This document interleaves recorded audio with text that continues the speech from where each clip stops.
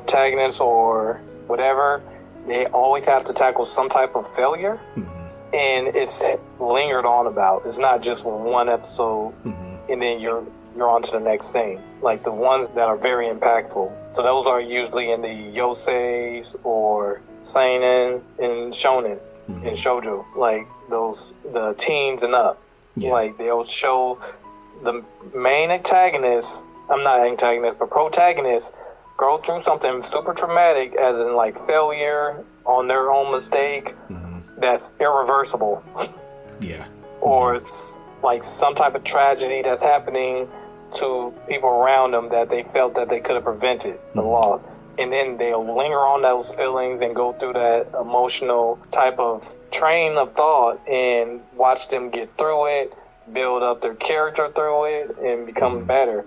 And it's not just one episode, one-off episode like a lot of the, like, we'll categorize cartoons do.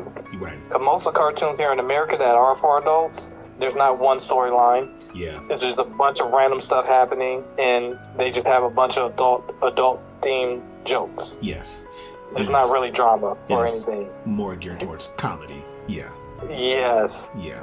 But for anime, when they are gearing things towards adults, you know, that drama's there. Yes, exactly. High stakes are there.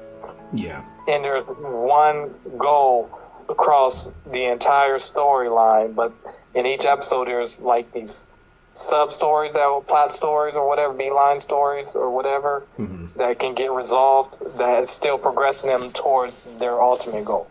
And it supports the main plot line. And also, so a really good anime that'll allow the support characters and the side characters to shine through as well. And to like, so, you know, another hallmark of anime is just the roster of characters in each show.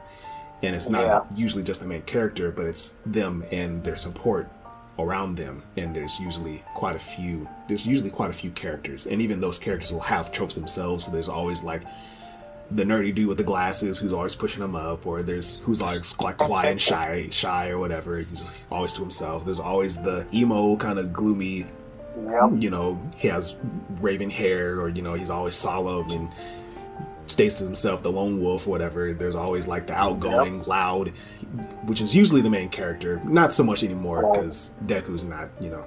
But there's always that loud, you know, boisterous, bully kind of character. And so there's always, and of course the busty, kind of slim waist, really big booby, or even the really straight board, flat chested, you know, shy, like wallflower. And it's like, okay, sometimes it can be like, okay, come up with some new characters, you know, but if done well, you don't pay attention to that too much. But that's also something I really like. Well, so going back to what you were saying, is that the anime attempts to give, you know, its audience characters that you can relate to. Like there's always somebody within an anime that you yourself relate to.